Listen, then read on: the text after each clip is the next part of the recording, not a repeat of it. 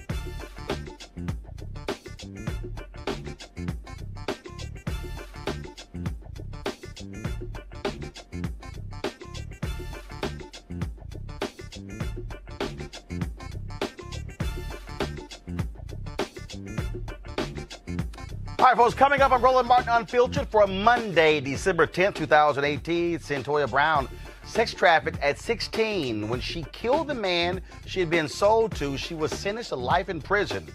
The Supreme Court in Tennessee last week said she should have to serve at least 51 years of her sentence before being eligible for parole. This case stinks, and we're going to break it down. Also, the Republican assault on democracy goes on. Today, we focus on Florida. Proposition 4 passed 65% of the voters in Florida.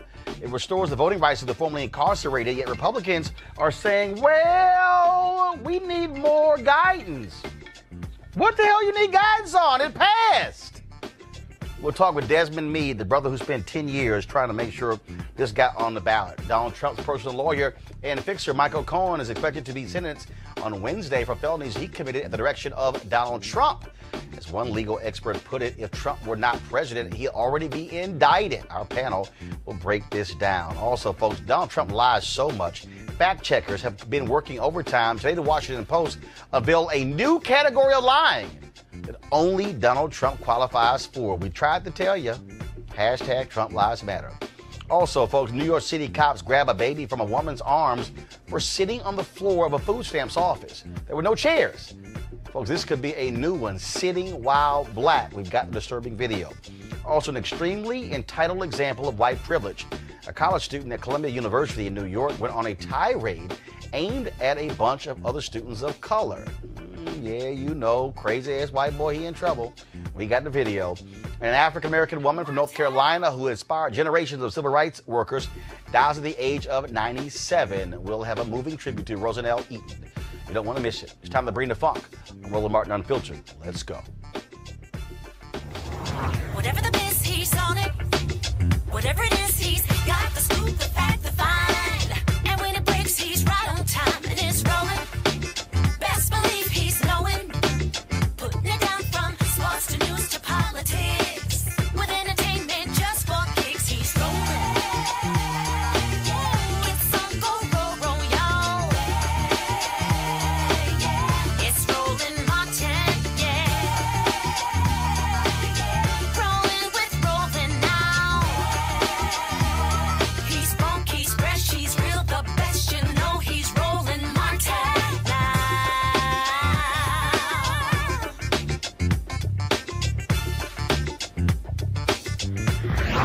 Martin. All right, folks, Centoya Brown was 16 years old, okay, in 2004 when she killed real estate agent Johnny Allen. Of course, she had been sold to him as a sex slave by her pimp and boyfriend, a man named Cutthroat. She killed him in which she claimed self-defense, but the jury convicted her of first-degree murder and sentenced her to life in prison. In Tennessee last week, the state Supreme Court ruled she must serve 51 years of that sentence before being eligible for parole. Now compare that to the other child sex trafficking case we heard about last week when billionaire Jeffrey Epstein was accused of sex trafficking with minors over a 6-year period with dozens of girls, was sentenced to serve 13 months in a Florida county jail, not even prison. And he got out to go to work outside the jail. Rihanna and Kim Kardashian West have both advocated for this young woman. The Women's March announced a demonstration on her behalf in January, and her story was told in a 2011 documentary entitled Me Facing Life, Centoya's Story. Here's an excerpt. Tell me about these people, your adoptive mom and dad. What are they like? Mom, she nags a lot, but she's a sweet person, but she wants me to be perfect and like her daughter. And my dad, that's the only word you need to describe him. Like what do you mean? Like, what would he do? Like it, you know what I'm saying? Like it and stuff like that. He would sort of slap you around? Sometimes he had no reason, just, he would actually say, I swear for God, because I felt like it. I'm sorry, he said what? Because I felt like it when I asked him why he hit me. Oh, I see. That's what he would say. Yeah. What's this guy Cut? What's his real name? Gary and McLean. So how long were you living with him? For like 3 weeks. And then what was he like? Different hotels. I remember one time, the first time he did something to me is when he choked me and I passed out. Because he said I thought he was a joke. else did he do to you? He talked real bad to me and jacked me up. He pulled me by my hair and dragged me and stuff. He put guns up me, told me to strap and stuff like that, getting that with other people. Did you ever have sex with the guys? When I cut the gun up to me, I did. Did he have sex with you too? Yeah, he had sex with me. Sometimes I don't want to have sex with him. He'd still me. I'd be crying and everything. So how come you stayed with him? You're not listening. I'm making him money. He wasn't gonna let me go nowhere. He's told me he'd kill me. He knows where my mom lives. And I know the dude choked me till I almost passed out. He's not afraid to kill me. Well, I'm going to talk to Kathy Evans, and then we're going to try to do something that might help you out when you go to court. Okay? Okay, thank you. All right, folks, joining us right now is Tennessee State Representative Harold Love. Representative Love, how are you? I cannot hear Representative Love, folks, so let's get the audio straight, please. Representative Love? Yes, sir. Can you hear me now? There we go. All right, then. So, all right. So first and foremost, got to ask you your just initial thoughts on the Supreme Court decision regarding Centoya being 51 years. It is as if they completely ignored the fact that she was a sex slave. Yeah, we were really disturbed by the fact that even though we passed new laws dictating that persons who were part of human trafficking would not be prosecuted this way, the law was not retroactive to affect her. And so what is the governor saying? I mean, again, this woman clearly is a victim, and it's not like she was involved with this guy on her own accord. I mean, she was being held against her will. She was kidnapped. Yeah. She was being terrorized. Yeah, that's all very true. And the unfortunate part is that when you have young ladies who are victims of sex trafficking and they're put in a situation where they're prostituted and they feel as though their life is being threatened, there's no opportunity for them to have self-defense. And this is really a very tragic situation because, as we know, people who are put in this lifestyle oftentimes are being mistreated and degraded and really just treated very awfully. And so what is next? I mean, is the only recourse left that the governor will pardon her?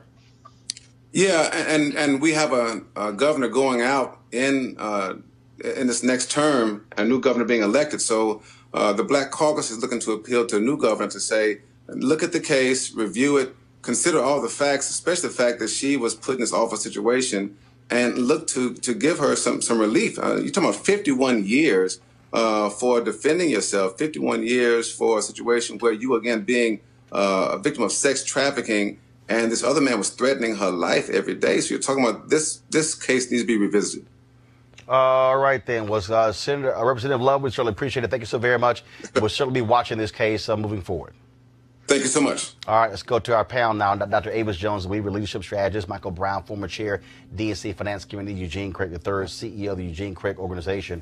Avis, when you look at this case, I mean, I don't understand how a jury could completely ignore. I mean, did she shoot and kill a guy? Yeah, but this is a woman who, again, clearly a victim. Absolutely. Clearly being terrorized. Absolutely. And first of all, she was a child when this happened. Let's just put this into context. She was a child that was illegally bought by an adult male who was raping her repeatedly and threatening her life repeatedly and committing violence against her repeatedly. And in terms of the jury, you know, I wonder about that too, although this is Tennessee.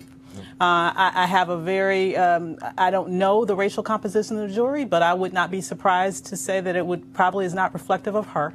And this is the type of justice, unfortunately, that we've come to expect. Okay, guys, we're getting audio. Guys, okay, so Michael, I want to go to you. When you think about this, when you think about this case, I mean, again, only thing left is for folks to actually protest. Do you know if the victim, was he white or black? Do we know? Don't know, but more than likely black. Yeah. It's just a mess. It's too bad for her. I'm glad that she already has some celebrity advocates out for her. Clearly protesting is always helpful because it puts it in the news, but you're going to have a legal strategy to reverse this. And so hopefully the advocates she has also are not just celebrities in the sense of getting news coverage, but also that there's a legal strategy to help turn this around, because that's what it's going to take. She's going to have to appeal her sentence, and then hopefully hope for the best. Eugene, again, I'm just wondering, where are evangelicals? I mean, you talk about compassion. You talk about, this is not somebody who had just a ridiculous record before this. Anybody who breaks down this case will see exactly what was going on here. I'll take it a step further. Where are the gun groups? Where's NRA? Where's Gun Owners for America? Where's National Association of Gun Rights? The argument and selling point that gun groups make to women is that, hey, in this particular situation where you're about to be sexually assaulted, you need a firearm to protect yourself. That's exactly what she did. Absolutely. You know, as a child, not as a woman, not as an adult, as a child. And so, you know, the folk that, you know, put major backing behind Marsha Blackburn, Senator-elect Marsha Blackburn, the folk that put major backing behind Senator Corker, these are, look, you know, you should be out, you know, putting pressure on the current governor and the incoming governor to both give her a pardon. I mean, this is a literal case that the NRA or any other gun group can use to wave in the air. Hey, you know, self-defense two-way actually does work. I mean, this is it. This is just broad daylight, front center. You know, front and center. But we know they won't step up because she's black. You know, Colin DeWar, they have a lot to say about anything else. You know, Antonia Okafor, you know, Dana Loesch and Chris Loesch, they have a lot to say. You know, anytime it's a situation with a black guy and a cop, or, you know, but this particular situation where their theory actually kind of worked, they're silent on. Absolutely. Again, I think it's going to have to actually take a massive movement, a massive campaign to actually put the kind of pressure on the governor. You're going to have to actually build support in that state to do it. And so hopefully we'll actually see that actually happen. Absolutely. Hopefully so, because it just is not right. This poor young girl was bought. This is an example of sex slavery. She was purchased and then abused over and over again. If in that situation she has no right to protect her own life, what kind of a country are we saying that we are? All right, let's go to our next story, folks, and that is Florida Proposition 4. You might recall it would restore the voting rights of the formerly incarcerated. Now, it passed by about 65% on November 6th, which means that it changed the state constitution. Now, Republicans, of course, they want to play games. The Secretary of State, he is saying that he needs guidance on the language from the legislature. Okay, here's the problem with that. The Florida Supreme Court, led by Republicans, actually confirmed the language. What guidance do you need? Now, this is going to impact at least 1.4 million people. Of course, many of them African American, in terms of getting their rights back. Joining us right now is Desmond Meade, of course, the brother who spent 10 years getting this on the ballot. So, Desmond, explain to us exactly what's going on in Florida, because the story that I read is the Secretary of State is not giving the proper guidance to local election officials when it comes to registering people beginning January 8th. So thank you, first of all, for having me on your show tonight, Roland. And I really want to start out by saying this, that as we're moving forward in this process, we're not naive that there may be some obstacles along the way as far as with implementation. And so we have already established a great consortium of legal experts that have formed this legal team that stands at the ready to address any issues should they arise. But I can really say that none has at this time, and a lot of what we're hearing and a lot of the reports are just based on pure speculation. And I think most of it have to do with people are just not, they don't know how to react to Amendment 4 passing, and they're just trying to figure out what they can and cannot do. Okay, so what is required? So who, when it comes to this amendment, who can and who can't get their voting rights restored? Very simple, Roland. And I think you mentioned it, that we took over a year in crafting this language, making sure that it was very simple, straightforward, and politician-proof, so to say. at the end of the day, any person who is convicted of a felony who have completely served all portions of their sentence, to include probation and or parole, is eligible to register to vote.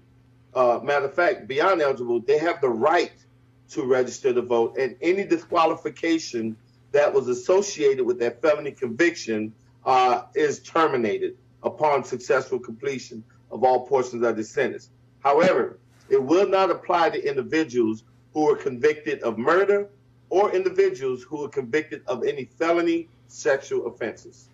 So, 1.4 million. And so, what is the process? So, is the issue that Florida doesn't actually have a process to know how do you check to ensure that folks have completed their requirements? So that's a great question. In the past, the only two things the two databases, I should say, that needed to be checked was a database that, first of all, indicated whether or not an individual was convicted of a felony offense. And then the other database would indicate whether or not their civil rights have been restored. And so basically the supervisor of elections have had to rely on the database from Florida Department of Law Enforcement and the database from the Office of Offender Review, which in the past was known as the Florida Parole Commission. Because this is a new way of individuals being able to get the right to vote back, what the state is grappling with is how does it interpret completion of sentence? Well, the Florida Parole Commission pretty much operate on the standard that restitution is considered part of the sentence, and they're requiring restitution to be paid. And then there's some, I would say, some fees that are associated to the sentence as part of the sentence that need to be paid. But no one in Florida Parole Commission never required that court fees, nominal fees or whatever, are being considered part of the sentence. And so what's being grappled with right now is I believe that they're really trying to figure out, number one, how are they able to process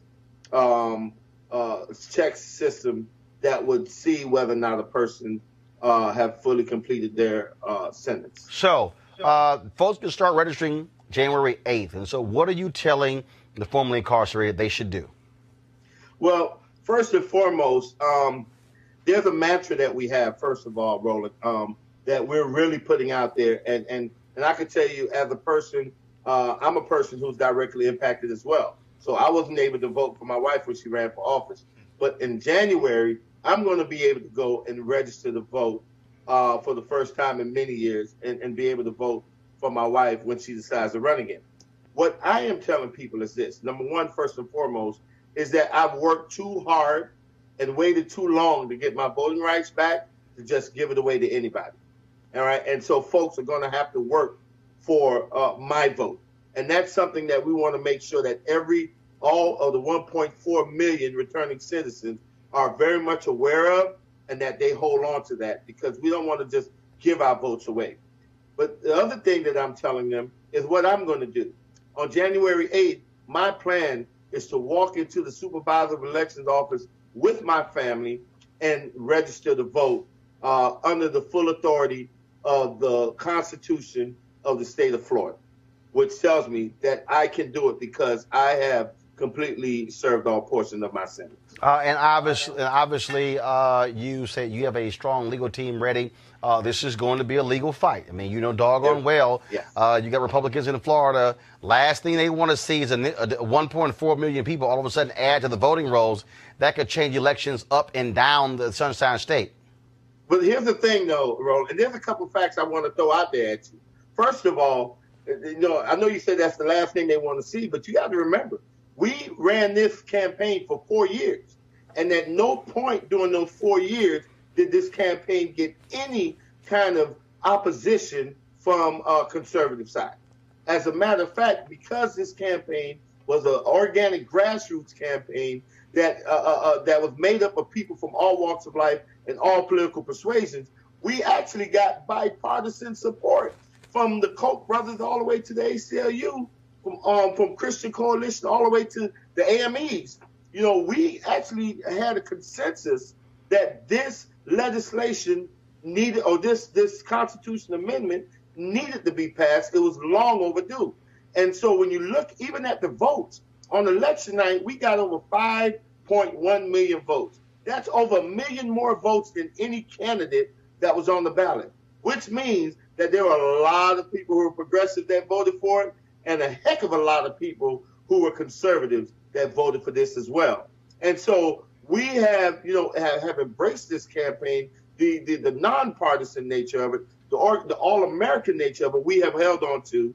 And you know what? Not only did it get us across the finish line, we're holding on to that to get us across the next level in 2019. Well, like I say, the very people, of course, who may get thrown out of office, they ain't down for this, and they can't keep with a law and order stuff. And so you guys are going to have, when will your phone number and website and everything be ready for folks to be able to call and reach out to if they have any issues when it comes to registering?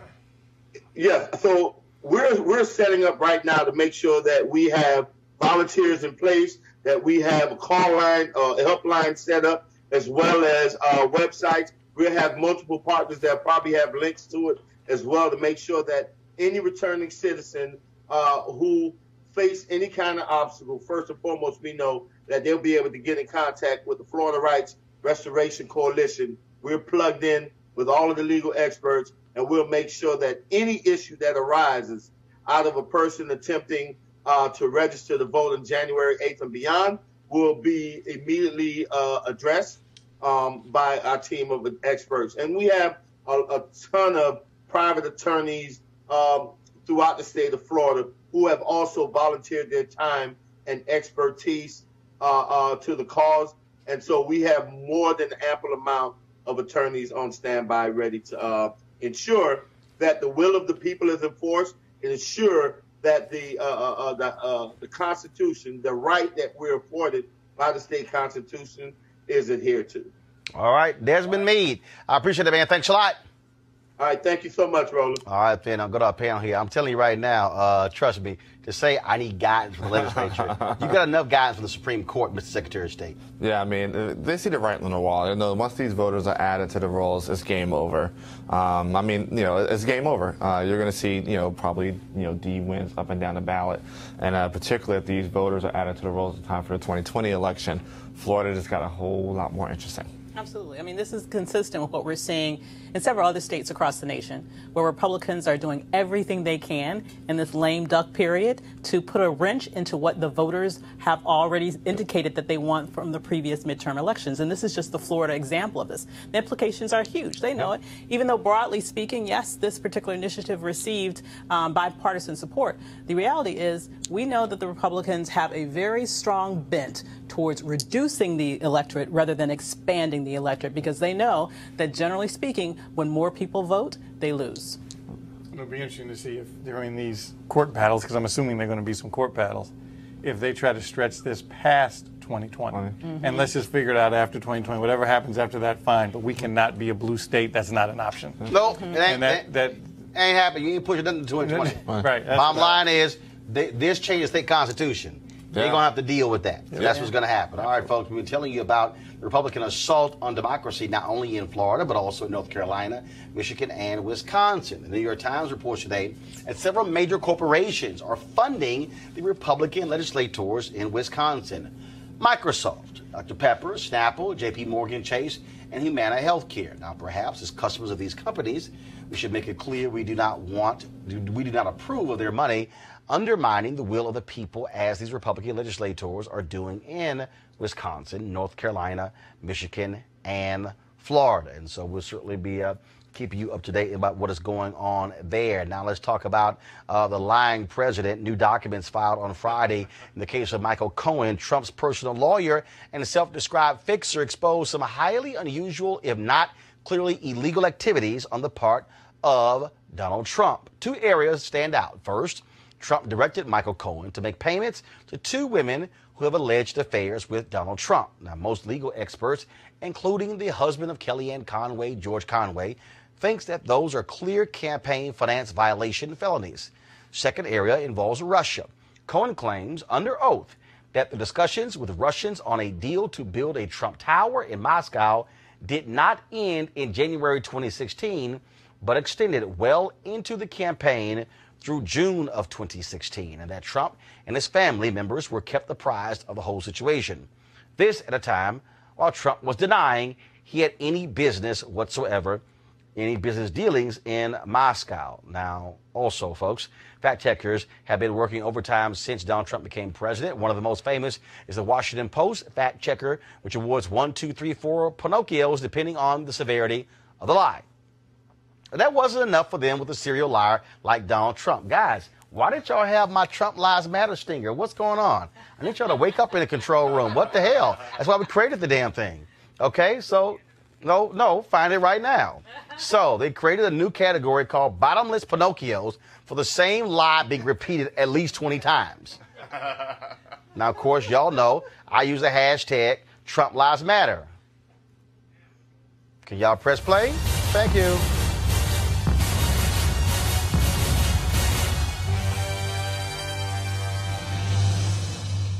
I'm glad we woke up in the control room. Let me see if they still awake. Play it again. Play it again.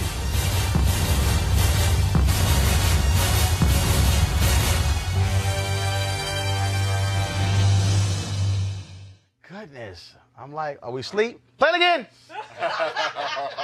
Come on, play it again.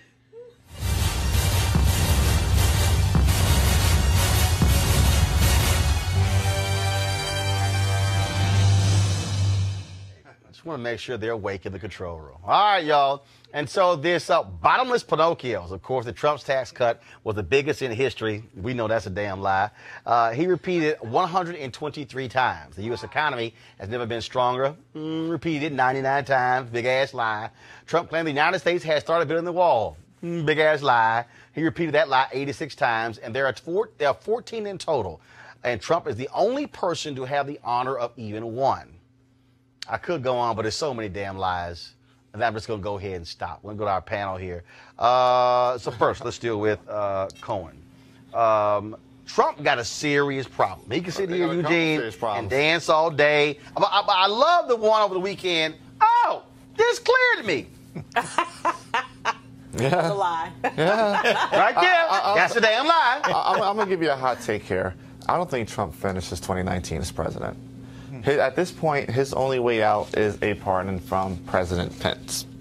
That is the only way he survives any type of indictment or future indictment.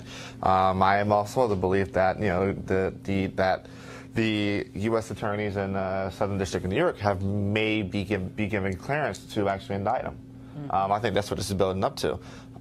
Individual one, may actually see an indictment. What gets me, Michael, is this, all the people say, oh, no, a president can't be indicted. No. There's absolutely nothing in the United States Constitution that says a president cannot face a criminal indictment. That is a memo. Yep. That is a memo written in the Department of Justice that has never been challenged in the courts. So this idea that a president somehow is above the law or he was too busy if he gets indicted. So you're trying to explain to me that everybody in our government, below president, meaning vice president, cabinet members, Supreme Court justices, members of the House, the Senate, governors, state reps, state senators, mayors, commissioners, county judges, everybody else in America could get indicted for criminal activity but one person. And one of the loopholes in that particular letter has to do with in furtherance of getting that office in the first place. So there could already be an out relative to that particular policy that the reason the alleged crime has to do with how you got the office. What to me will change the whole dynamic of this whole situation, because clearly we know number 45 will say anything, including that these past filings cleared him, which of course they didn't, is if any of these family members are indicted. I think that's the If that occurs, I think that changes the whole I agree with you dynamic. 100%. He's definitely protecting Ivanka or Don Jr., Eric over the presidency. Or both, or all the above, over the presidency, 110%. And I think, one more time, the only thing that protects him is once he gives them a pardon to protect them, only thing that protects him is a pardon from President Pence. Yeah. And I would say that one more tidbit. I think it's why Nick Ayers didn't take the job. Oh, there's no doubt in my mind. Nick Ayers like, J-Dog, I'm going to go back to Georgia. But Nick Ayers said, he said, I can do this for 3 months. He said, I can do this for 3 months. Right. Who the hell would agree to that? Avis, what really cracks me up also is when I look at all these people who are just making excuses for him. And the Fox News people are the absolute hilarious. And I love this one here, like, same thing happened under Obama. Okay. Let me just be real clear. Let me be real clear. Play it again. Obama didn't have no side pieces. Okay. The campaign violations on the Obama campaign was because, like, 48 hours went by and then they didn't properly report or something like that. You ain't have no porn freaks walking around saying, I'm going to talk unless y'all pay me. Okay? So I love how they kept saying, it's the same exact thing. No, it's not, Avis. No. It's not close to the same thing. No, it's not close to the same thing. But you have to keep in mind, they're probably trying to get a job in the Trump administration. That's where he gets all his cronies from Fox News. We're about to have someone from Fox News in the damn UN. Okay? So, they will say anything to be in the good graces of this presidency. And the bottom line is that he probably needs them, because who else would want to work for them if they want to have a career after he goes to jail or wherever he goes off to at the end of his administration? You know what did happen under Obama? The major Trump supporter Dinesh D'Souza actually caught an FEC case. Oh, yeah. In which he was convicted, in which he was given a pardon by President Trump. Mm-hmm. I love this one here. So you got Senator Orrin Hatch of Utah, okay, who sits on the Senate Judiciary Committee. When asked about this, he went, I don't care. He's honest. So what? We can just go ahead and just break laws, commit wrongdoing. And then I thought they were the law and order party. No, they're not the law and order party, number one. Number two, there's also been some reporting that suggests that a number of Republicans, quite frankly, have been bought and paid for by the Russians, okay? It's not just the Trump campaign. Dana Rohrabacher? Absolutely. Yeah. It's not just the Trump campaign that has been compromised. It is Republicans that are all throughout the governmental system. So, of course, they want to protect him, because when that domino falls, guess what the other dominoes will lead to? And so they are all colluding. They are all colluding in protection of this one person who we know has sold out the United States government to a hostile interest, because they too have sold themselves out. Then you also got the Russian agent. She's going to plead guilty for trying to use the NRA. She's about to sing. I mean, I'm just saying. What's up with y'all? Got the NRA over here, got a little Russian side piece. You got Trump over here, with his two side pieces. I can tell you ain't gonna Moscow check. You got all these folks who are cutting checks, and Trump directing. Trump sitting here directing Cohen, and of course not today. He just went ballistic with more of his tweets. And I'm just sitting here and see this one also. I love this one here. Mueller hasn't shown us anything. Individual one, sir. Let me help y'all out. Because he ain't done. I mean, first of all, he doesn't show you. Here's my beginning report. Here's my 30% in report. No, you kind of have to actually wait for it.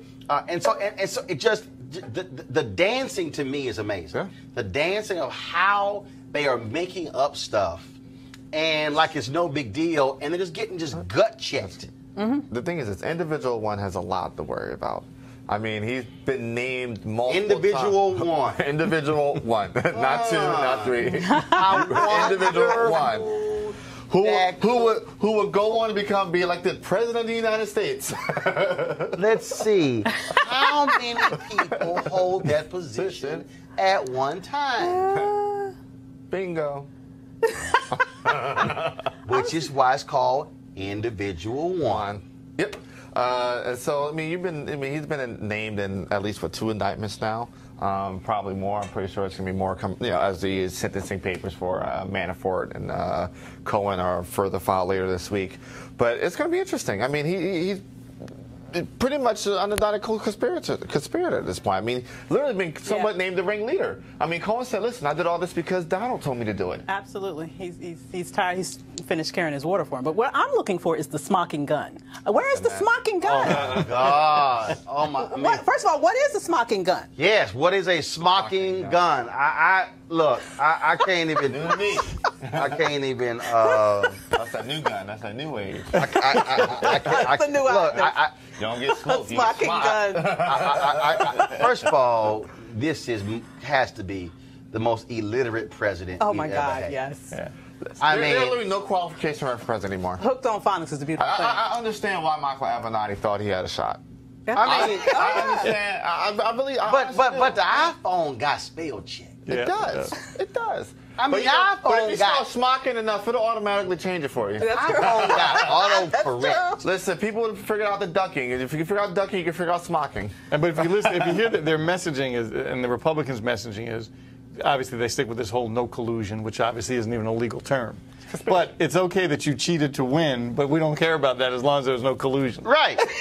Well, then you got Alan Dershowitz, who's sitting there going, like, for instance, how he wants to make everything a legal argument. Okay, first and foremost, impeachment is not a legal Political definition. It's political. I mean, the Constitution does not spell out what qualifies under impeachment. It's literally what the House and the Senate decides what it is. Well, it's interesting because, it literally implies any crime. Literally, high crimes and misdemeanors. Right. If it's not a felony, high crimes and misdemeanors. Which means, y'all, murder or jaywalking. Literally. Felonies are somewhere in there. That's true. That's a high crime. That's a high crime. Jaywalking, misdemeanor. Meaning, we can boot your ass for high crimes and misdemeanors. But let's talk about the quality of people that are defending Trump. Alan Dershowitz. I mean, Alan Dershowitz, we just Jeffrey Epstein's attorney. At the Jeffrey Epstein party. You got a girl 16 and he at just the time. said, all I got was a massage. She said, no. So these are the type of people that are defending Trump. Yeah, birds of a feather. I can tell you. All right, y'all. This is the perfect time for one of our partners who support the show. And y'all want to write this website down, marijuanastock.org. There's a whole bunch of that going on at the White House. marijuanastock.org. Now, look, I'm going to tell you why. As we transition to the holiday season, this is the time when we start thinking about giving and sharing, not puff, puff, pass, pass. Now, sometimes the best gift that you can give someone is an opportunity that could potentially change their lives. That's why our friends at Transatlantic Real Estate have created an investment opportunity for the everyday investor. It involves legal marijuana and crowdfunding. Let me say that. Legal marijuana and crowdfunding. Now, we all know that legal marijuana has created one of the fastest growing industries in this country, multi-billion-dollar industry. We also know that crowdfunding makes it easy to be an early investor of an opportunity. Now, but it gets even better. Transatlantic Real Estate is different. They have a business model that is very simple. They buy land that supports marijuana grow operations and lease it to licensed, high-paying tenants. Once you understand that, you are investing in the landlord of a licensed marijuana farm in a high-growth market. Now, for a limited time, you can invest as little as $300 up to $10,000 before the company goes public. Now, here's some more good news. They have recently extended the offer, which means you still have time if you take action now. Now, keep in mind, you must complete and confirm your application to participate, so be sure to complete the process. Don't spend all your holiday money and end up with empty pockets. Instead, get a return on your investment. You can also consider making an investment for someone special. How's that for a holiday gift? To get started, go to marijuanastock.org. That's marijuanastock.org for you to get in the game. All right, folks, let's talk about this story out of New York. Police there say they are quite disturbed as a result of this video. This all started at a Brooklyn, New York food stamp office when Jasmine Hetley sat on the floor because there are no available chairs. She got into a verbal dispute with a security guard. And guess what? Somebody called the cops, and these dumbasses did this.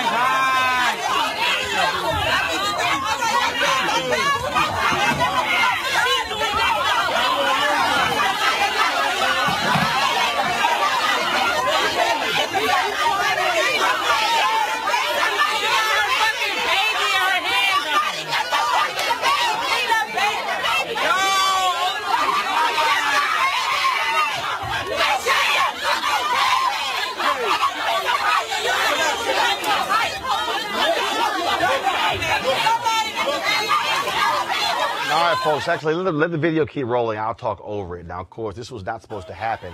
After the death of Eric Garner in 2014, the police were given de-escalation training. Well, clearly it's not working. Now, the officers involved have not been placed on leave. Letitia James, the city's public advocate, called for the officers to be placed on desk duty and the results of the investigation to be made public. Now, this is what she said, quote, "Being poor is not a crime. No mother should have to experience the trauma, humiliation we all witnessed in this video." And of course, Letitia James, she is the state's attorney general elect in New York State. Again, this is just very basic. So let's see. There are no chairs. She's sitting on the floor.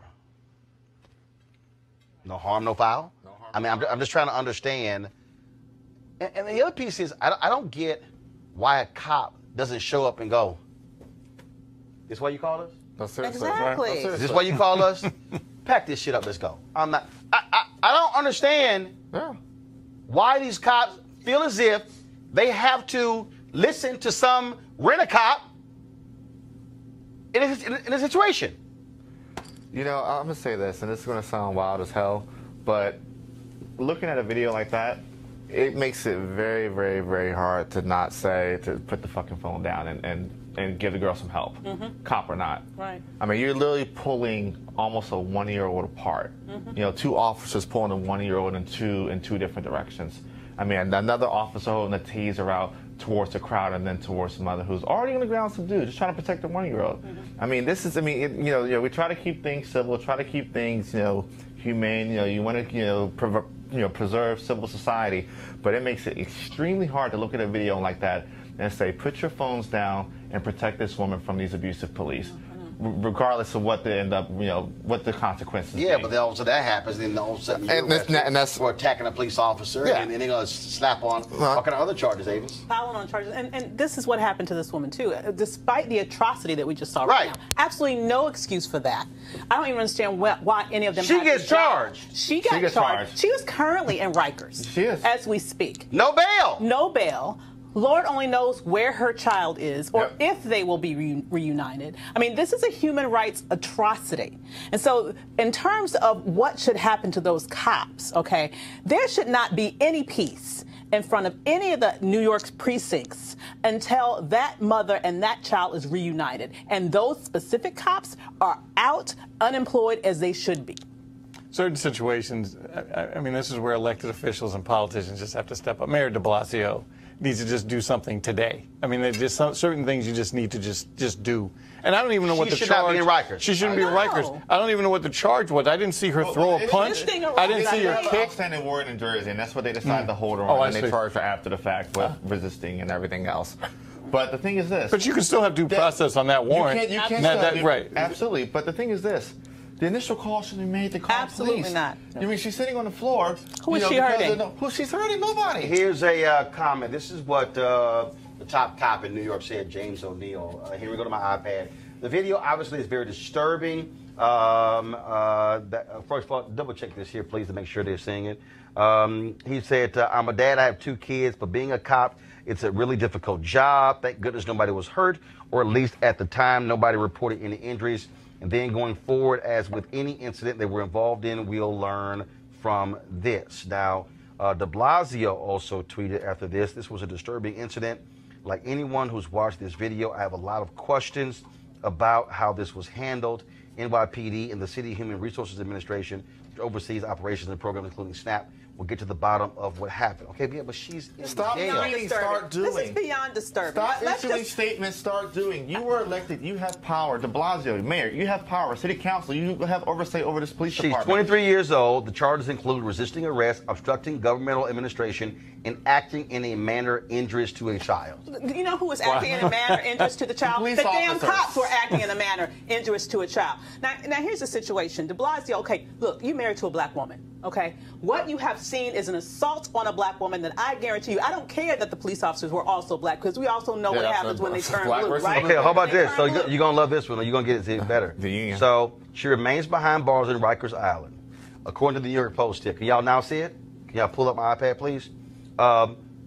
But the Brooklyn DA's office said Monday that it hadn't requested bail and were working with New Jersey authorities to clear up a warrant so she can walk free ahead of her next court date. The point is, they would have never assaulted a white woman like that with a little white baby. Let's just be very clear about that. That would have never happened.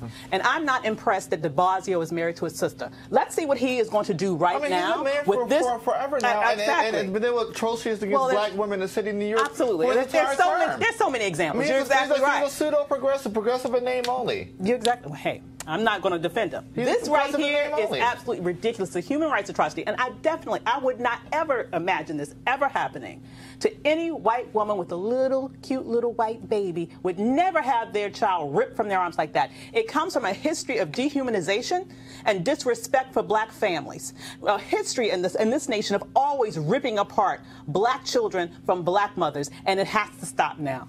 It reminded me of both 12 Years a Slave. It reminded me of Roots, when they ripped the families apart, and that's exactly what it reminded me of. And the mothers holding on to their babies with dear life, and then the police took them away. Yeah. It was sad. How many police officers were there? Like 8, 10? But you have 2 police officers pointing the baby from 2 different angles, and then another one that has a taser out pointing at the baby, at the mother, and at the crowd. I know. Yeah. It's crazy. Absolutely crazy. All right, y'all. Let me say fuck on the show. Next story, more crazy-ass white people. This time, apparently, a college student at Columbia University, which should be damn embarrassed about how one of their students speaks about history to a group of students of color. Press play for today's dumbass. We built the modern world. We built the modern world. Who? Europeans. Built the modern world. We invented science and industry. We invented science and industry, and you want to tell us to stop because, oh my God, we're so bad. We invented the modern world. I feel you. You're so dumb. We invented the modern world. You fucking degenerate. We saved billions of people from starvation. Are you joking? We built modern civilization. White people are the best thing that ever happened to the world. We are so amazing, and I love myself, and I love white people. Say that one more time. Fuck yeah, white people. Say it right here. Fuck yeah, white men. We're white men. We did everything. Look, I don't hate other people. I just love white men. God. I just love white men. Oh, God. Say white men. Opioids are a hell of a drug. Alcohol's a drug, too. Folks, I don't know what he was on. folks, that was Julian Von Abel. Well, they got his name and everything. Abele, let's see here. I think this is his Abele. Twitter feed. Is this him right here? Yes, it is. This is his Twitter feed. Here, go to my iPad, please. This is his Twitter feed as we see. And let's see, I don't think he's tweeted. And yes, looks like he has scrubbed his entire Twitter feed. And so he has literally one tweet up from October 6, 2016.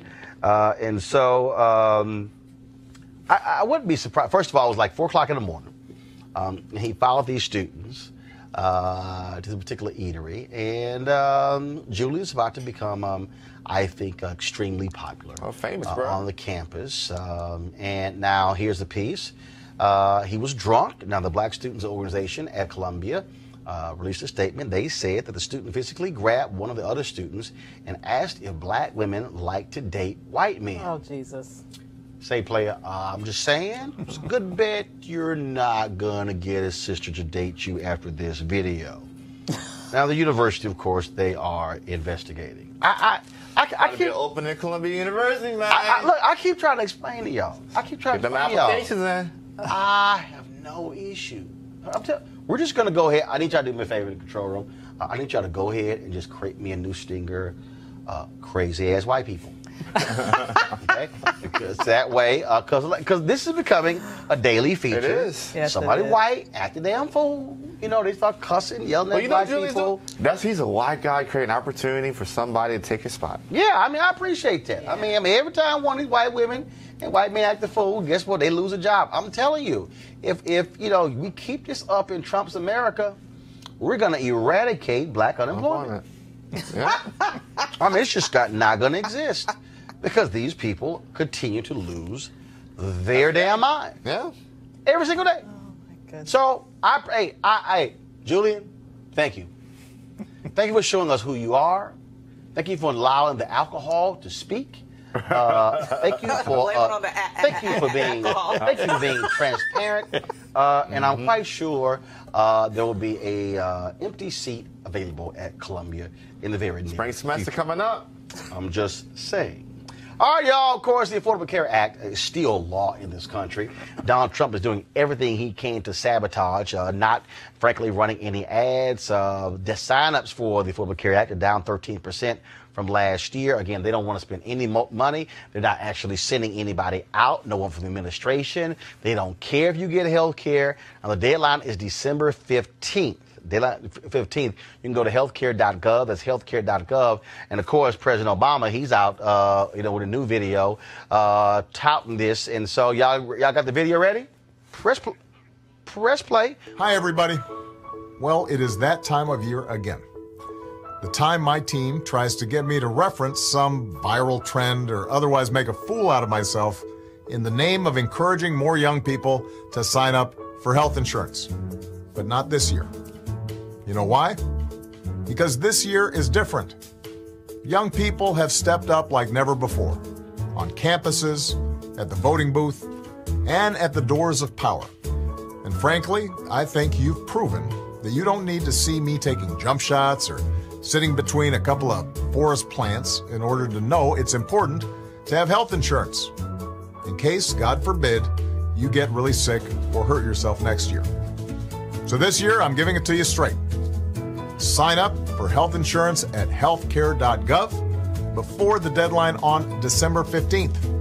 You can do it right now. And most folks can find coverage for $50 to $100 per month. That's probably less than your cell phone bill. One more time. If you need health insurance for 2019, sign up for it right now at healthcare.gov. And that's how it's done. You've got a filter on me, don't you?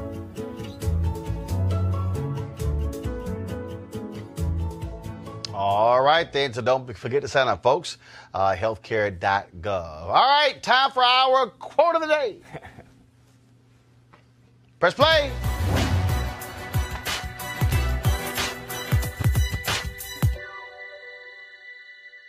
History and experience should not be ignored.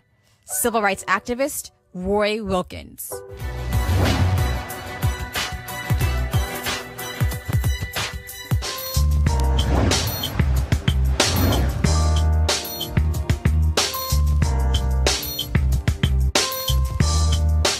What's going on?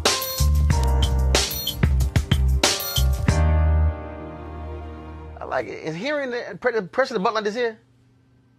Never getting old. Never getting old. I'm like, this is what happens when his team wins, you know. right. Right. Talking about a little alcohol. That's why he drag. That's why he dragging today. All right, y'all. So of course, every Monday here at Roland Martin Unfiltered, I rock some gear of an HBCU. And so this I'm wearing, of course, the Morehouse sweater. Folks sitting there asking me all day, like, hey, but the Morehouse? No. I'm Texas A&M graduate, same colors. Same colors, though. But again, of course, Morehouse founded in 1867. Of course, famous graduates, Reverend Dr. Martin Luther King Jr., Spike Lee, of course. You also Julian Bond, Samuel L. Jackson, Sanford Bishop, Congressman, also Maynard Jackson. Of course, so Morehouse, support them at morehouse.edu, morehouse.edu. And so I got to ask y'all this here. So let's talk about sports real quick. So Reggie McKenzie got fired by the Raiders today. Reggie McKenzie, brother, left the Patriots, goes to the Oakland Raiders. They sitting here, they give John Gruden $100 million over 10 years. They suck. And so he pretty much runs him out. Here's the deal. There's only one African-American left. Other than Ozzie Newsome, there's a brother in Miami. All of a sudden, you literally have just two black executives in the front office in the NFL. It's crazy. I mean, and that's where decisions are made. Now, that's where personnel decisions are made. That's where branding decisions are made. That's where who we're going to go, what kind of contracts we're going to hand out. It's going to play. It's already playing a role. It's going to play a role in the future of the league and teams. Yeah, you're talking about again. It's important for us don't just get focused on players. You also look at head coaches, but also the executives. Not having the opportunities. Absolutely, and creating opportunities, Michael, and for other folks. Absolutely, and I'm wondering. does the Rooney Rule, for example, does that apply to executive positions? Oh, it does apply to them, but then they don't give a damn because in the case of John Gruden, I mean, the owner already had his mind made up, so he really didn't care. Well, you know, that is disgusting. When you think about the fact that what would that league be without African-American players? Not a damn thing. Nobody would give a damn, okay, because there wouldn't be any talent to look at every Sunday. So, you know, there needs to be, this is one of the things that's really frustrating to me. You see people, black people in the labor positions putting their bodies on the line, but in the executive positions, underrepresented. Michael? Well, you know, most of in the front office, the African-American males have, what's the title? I think it's like player relations. So they're the ones that kind of communicate with the players and do the community service outreach, but not making any manager, head of pro personnel, but not making any decisions about who's on the field and the direction of the organization. Okay, got to ask y'all this here. So, because Beyonce from H-Town, of course, she was not performing over the weekend publicly. She was playing a private party in India. Yo, guess how much one of the richest dudes in India had to pay? The richest dude in India had to pay Beyonce to perform. Two bills. I ain't say $200 bills. $2 million. Wow. And so here's a video of her performance. So imagine, this is at his daughter's wedding, okay? And so $2 million. So I thought about it. I said, okay, so if y'all had the money, if you had the money, all right, and so whether it's your birthday party or whether it is your wedding, who would you pay to perform? Oh, we're going to Weekend in Hove. So you got Jay-Z. Jay-Z in the Weekend. Okay. Well, I definitely would. Living, I would definitely have Beyonce. Well, hell yes, living. Living like dead, it would have to be Prince. We ain't paying nobody who's dead. You know, if I could resurrect him. Wait, you ain't Lazarus, you ain't Jesus. What sort of Prince? Then you got to name somebody living. Oh my God, I just can't. I can't. Well, you can't ask black people some damn question. You gotta go. Well, you know, if he was living, with all type of tactics. Name somebody living. Back to life. Whatever. Michael? I think I'm going Queen Bee only because my kids would want her there. They'd say I would too, but my kids, I'd say that. And the Pied Piper. Oh, you know you would too. I would. And the Pied Piper of R&B. I'm telling you. And the Pied Piper of R&B. Well, hold up. You gonna have R. Kelly? Sex trafficking. We don't need him. You gonna have R. Kelly? What you gonna do? Pee on your gas? In the words of Rob, who got your shots? I'm gonna come back to the U.S. You know? Whatever. I'm telling y'all right now. So last year my parents had their 50th wedding anniversary, and so I had the OJs perform for them, and so I'd probably say, see, the problem is I know too many cats. So I would have to. No. Yeah, I would piss somebody off. So I would have an all-star jam. Okay. Oh, cool. Smart. I'll have an all-star jam. Remember, if I got his money, hell, I ain't gotta have one. So because of the people who I know, and I don't want to make nobody mad, it would have to be the OJs, Jeffrey Osborne, Smokey Robinson, Johnny Gill, New Edition. Frankie Beverly and Mays, Charlie Wilson. Good Lord, that's I said all-star jam. I told you I can't make. I told you I know too many people. It sounds like a Roland Martin unfiltered. Hold on, that's the party. Hold up, that's the party. Hold on, no, that's the Saturday night party. Of course, no. We have a gospel brunch the next morning. It's gonna be a gospel brunch the next morning. So I'm just letting y'all know. Unfiltered festival. I'm just letting y'all know. Can we have the tribe? No, you can't talk because you said R. Kelly. You can't say a damn thing because you had R. Kelly on your list. You can't say a damn thing.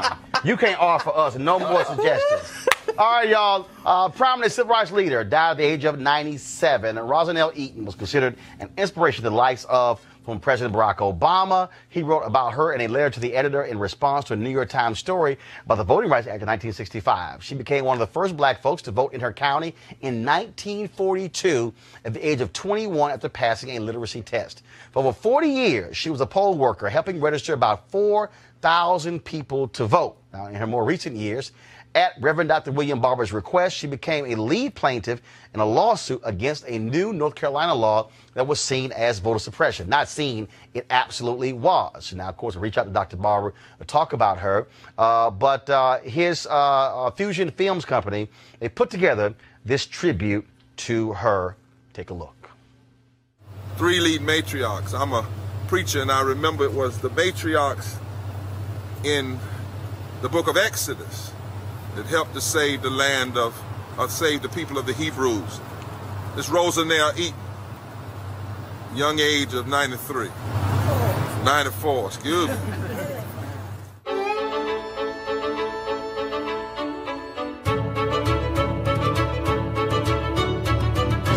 I've been a member of the NAACP for around 70 years. I've been in the movement for 75 years. And now I am just disgusted.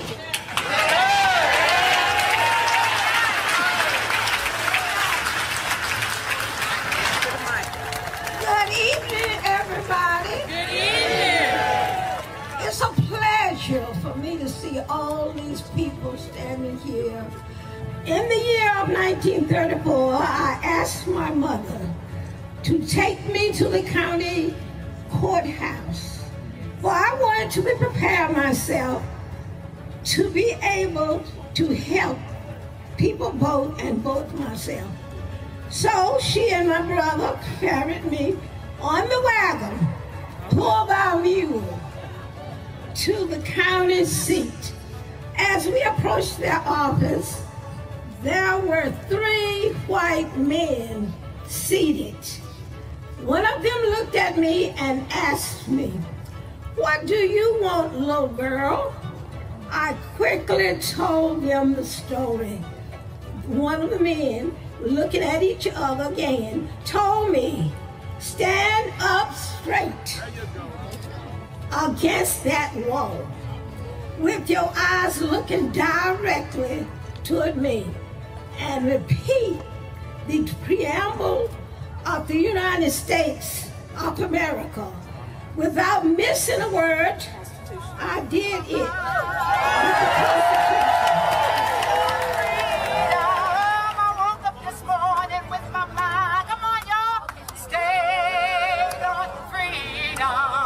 Now we need to commemorate, we need to motivate, and we need to educate for the good of the people. We must strive and restore the voting rights, because you know that's the thing that really will stop us in our tracks if we don't watch out. That's right. The other night, when they announced something about some fraud,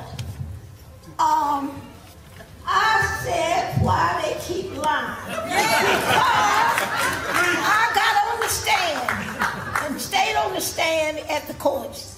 And I explained to them that that was no fraud. We had a little conflict in the system once upon a time, about 25, 30 years ago, concerning a mixed up on names. But there was no fraud. They put all of this, as it has been told. But I want to tell you what I got up there in the hot seat and told time after time, is that they were doing that to set us back. That's right. And we should get interested. Everybody, go home. Tell the people, you're on the street. Don't just go to the store to get groceries. Come on now. Go there, and if you see somebody, tell them about the movement. Tell them about the people that's working for the movement. I didn't plan to march. I wore heels out on my shoes. Come on now. But the Lord put me there to help. I talk to people all over the world. I talk when I go to shopping, grocery shopping, every shopping. I go in places and tell them, what are y'all doing? And they'll say, well, we are just talking. But then, what are you talking about? And get involved in that. You got to open up your mouth and be a committee of one. I can tell you that. And I have made many of speeches. Say, we the people. We the people. We the people. We the people. We the people. We the people. Say, bad up. Bad up. Bad up. Bad up. Bad up. Bad up. Thank you so very much.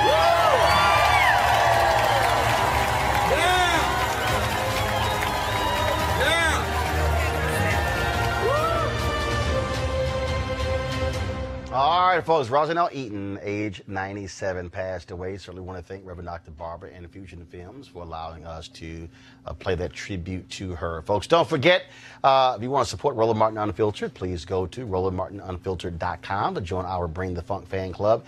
Every single dollar that you give goes directly to this show in order for us to broadcast live every single day, for us to tell the stories that other folks are ignoring. And so we certainly want you to support us. Our aim is to add 1,000 new fan club members by the end of the month. We want you to do so. Of course, our goal, of course, is to get 20,000 of our members in the course of the year to donate at least $50 to join our Bring the Funk fan club. So we want you to do so. And also, beginning tomorrow, we're going to be rolling a video of all the folks who have contributed to our show. We're going to close the show out every single day with that video. So we look forward to that. So please join us by going to RolandMartinUnfiltered.com. Okay? Certainly want to thank Michael, Avis, and Eugene. Want to thank, of course, Desmond Meade, as well as Representative Love, for joining us on the show. Thank you so very much, folks. I shall see you guys tomorrow. Holla!